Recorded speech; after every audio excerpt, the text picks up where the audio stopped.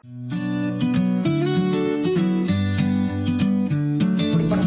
dengan ketinggian jelajah 12.500 kaki di atas permukaan laut.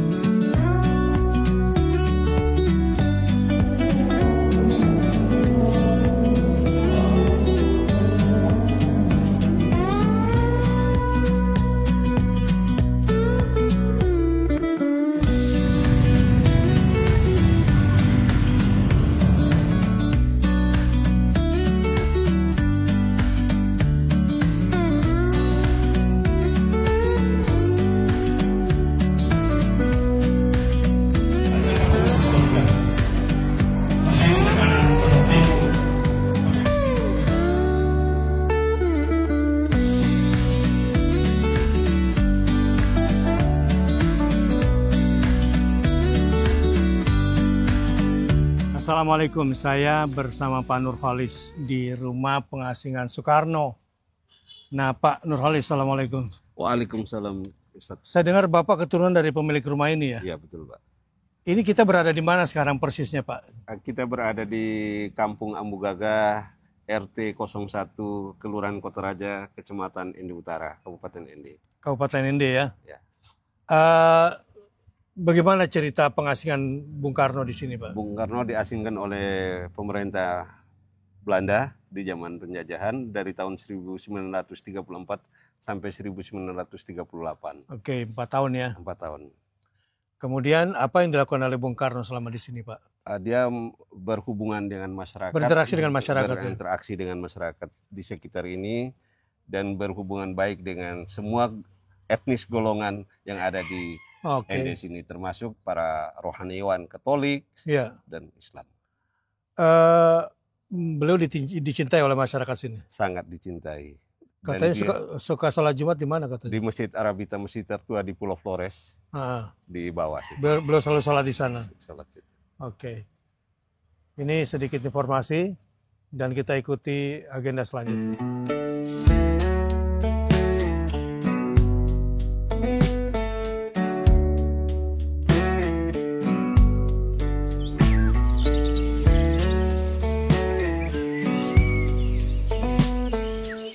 Saat itu kondisi Ende sebagai Ende itu kan ibu kota Pulau Flores Pak. Pusat pemerintahan Pulau Flores itu berada di kota pusat Ende. Pemerintahannya di sini ya, Flores dulu ya. Iya. Cerita rakyat masyarakat Ngada, apa Ngada ya? Ngada apa sih? Ngada. Ya? Nama kabupaten Pak. Kabupaten Ngada. Itu pemekaran dari Ngada itu makanya dapatlah Nagekeo itu. Nagekeo, oh gitu. Iya.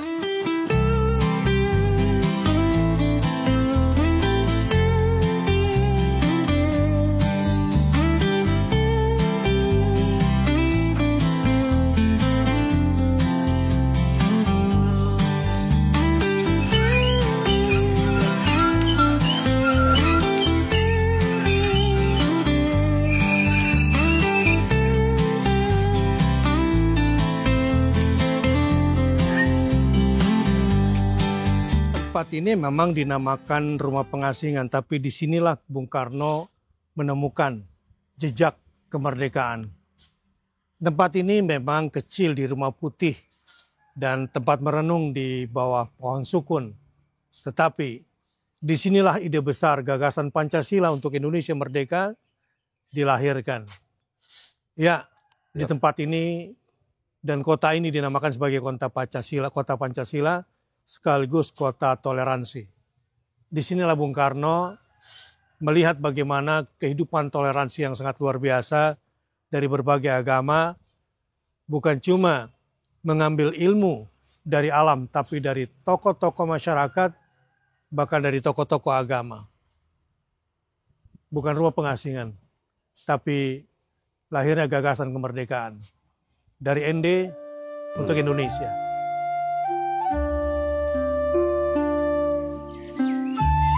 Ende dan nafkah dari bumi yang diberkahi.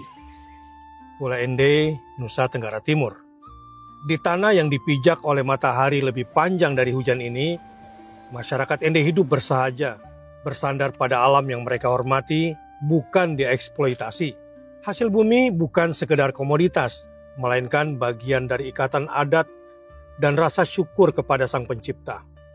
Pesan dari ND, di kota kecil ini kita belajar bahwa alam bukan objek, tapi subjek kehidupan. Bumi bukan hanya memberi makan, tapi juga memberi makna. Rezeki bukan hanya hasil panen, tapi juga berkah dari hidup yang sederhana, jujur, dan penuh rasa syukur. Laut Biru, Pulau ND. Saya berada di atas tanah Kabupaten ND. Disinilah harmoni antara laut dan pulau yang menghidupi manusia. Manusia yang hidup harmoni berdampingan, dan lahirlah sejarah di mana Pancasila diramu. Di sini toleransi tidak terpisah dengan kehidupan umat beragama yang beragam. Ketenangannya sebagaimana budaya orang-orangnya yang mencintai kedamaian. Semoga ini terus terjaga di bumi ND.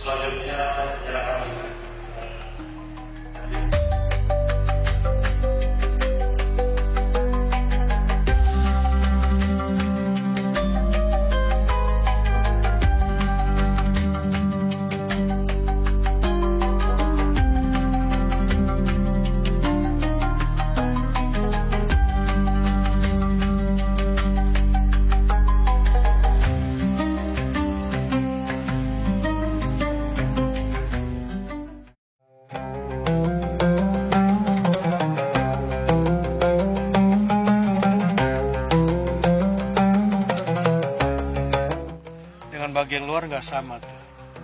Bagian luarnya hijau, nah bagian bawahnya ini warnanya agak pudar ya, seperti krem, ya agak pudar gitu.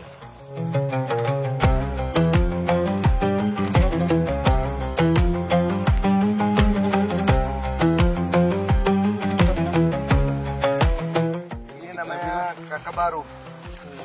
Nah, ya, ini obat nih, obat ini bau kemangi. Nah, ya kayak begini.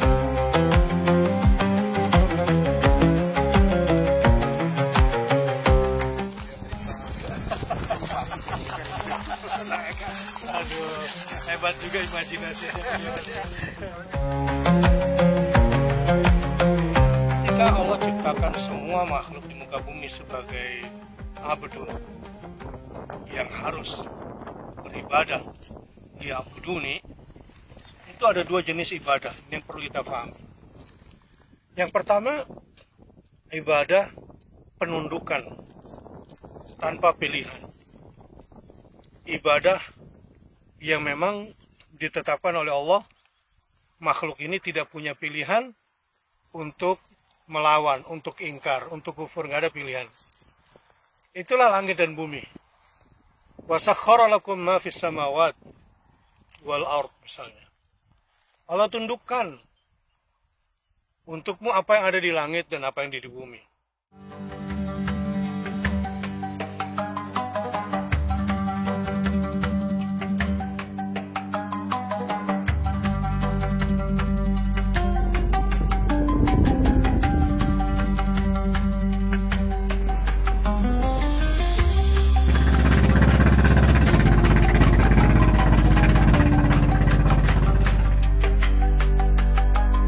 Perjalanan kita sekarang menuju Taman Laut di Riung Ngada, Nusa Tenggara Timur ya, dari jauh 2 jam dari Ende.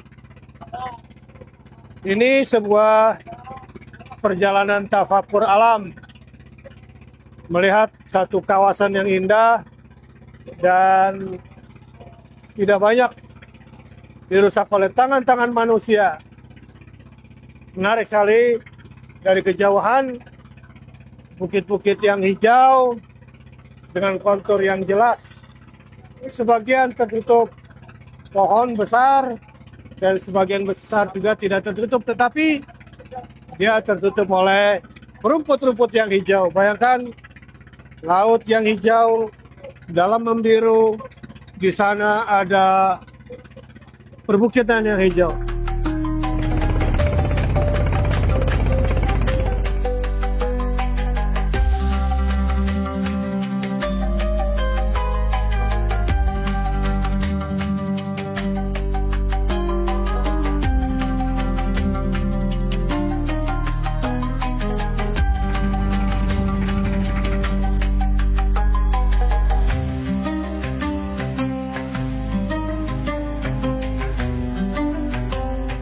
Alhamdulillah sekarang sampai di Pulau Rutong di Ngada.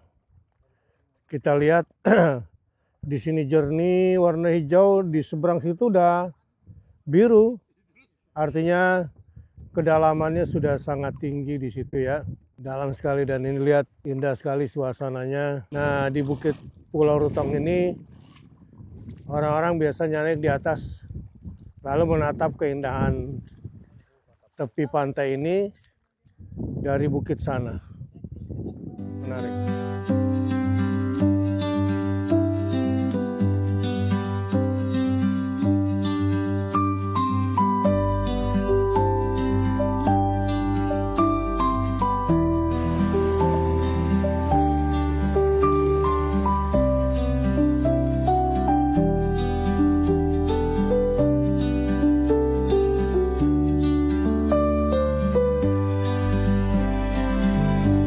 Eksistensi sebuah kelompok, baik satu bangsa maupun komunitas agama, yang awalnya sudah memiliki tanah, air, dan kekuasaan, bisa hilang selama dia tidak mampu menjaga nikmat Tuhan atas eksistensi tanah, air yang menjadi sebuah satu negara. Di satu pulau ini dulu tahun 1300-an, 1400-an, para sultan-sultan muslim dengan semua keimanan dan kebijaksanaannya menguasai wilayah yang kaya raya ini. Sampai kemudian datang penjajah Portugis. Penjajah Portugis tentu menjajakan ideologinya untuk kepentingan dia secara materi. Mungkin kita menyebutnya penjajah, tapi itulah tabiat manusia.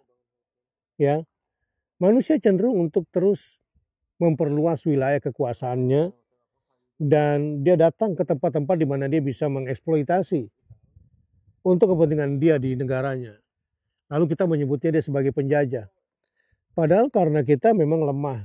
Nah, disinilah kalau saya berbicara tentang kelompok muslim di Indonesia, bahwa para tokoh-tokohnya, para ulamanya, para pemimpinnya harus menyadari betul situasi ini.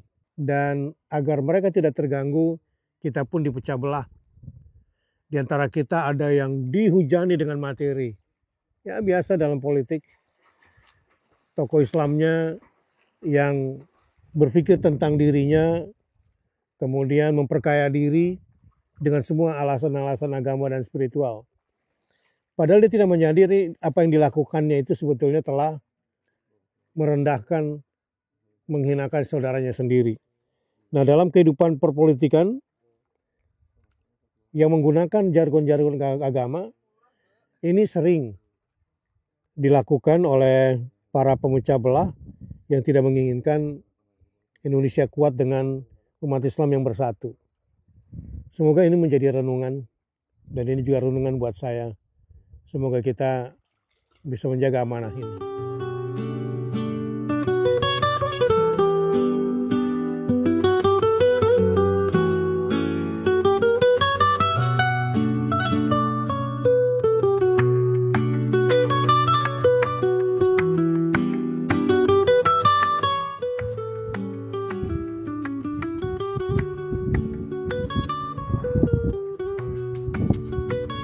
Indahnya alam ini, luar biasa sekali ciptaan Tuhan ini.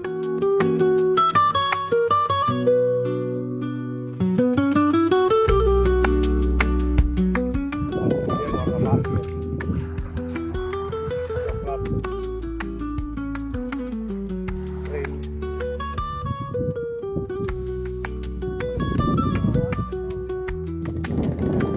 Menikmati indahnya alam, ya harus jalan-jalan. Jalan-jalan itu ya untuk menikmati alam. Tapi kan ada ciptaan Tuhan.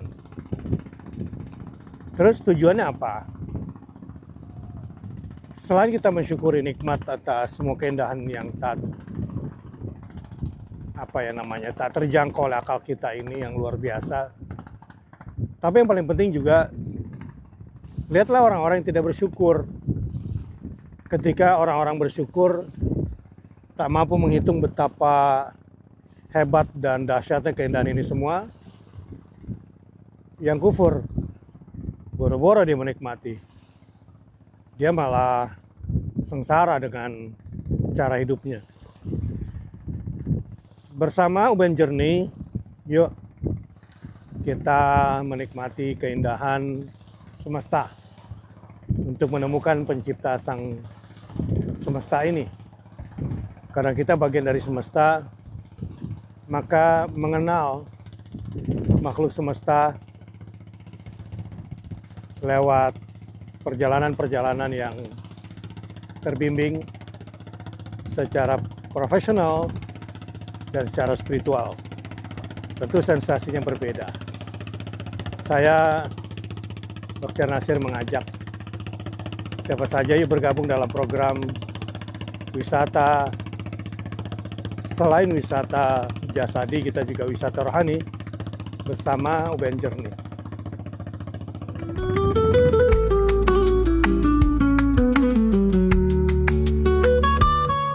Konon Nabi Yunus setelah begitu rasanya tersiksa di dalam perut ikan, lalu dengan izin Allah, ikan kemudian menuju pantai dan dihempaskan. Fanabadnahu bil ara' wa huwa saqim, di sebuah tempat yang tandus dan dia dalam keadaan sakit. Menariknya, bagaimana cara Allah menolong mereka? Maksud saya menolong Nabi Yunus ibnu Matta dari Nainawa. Allah tumbuhkan syajarah mi yaqtin. Ada beberapa definisi dan tafsir para ulama. Konon, kalau dalam tafsir Kementerian Agama kan sejenis pohon labu, pohon rambat sebetulnya. Pohon rambat inilah yang konon yang menyelimuti tubuh Nabi Yunus bin Matta. Sampai kemudian dia siuman dan tidak tersakiti oleh panasnya padang yang tandus itu. Semacam ini kira-kira. Pasir tepi pantai yang memang sangat menyengat. Dan akhirnya pohon rambat seperti inilah yang Allah utus untuk menyelamatkan tubuh orang yang saleh. Wallahu a'lam bishawab.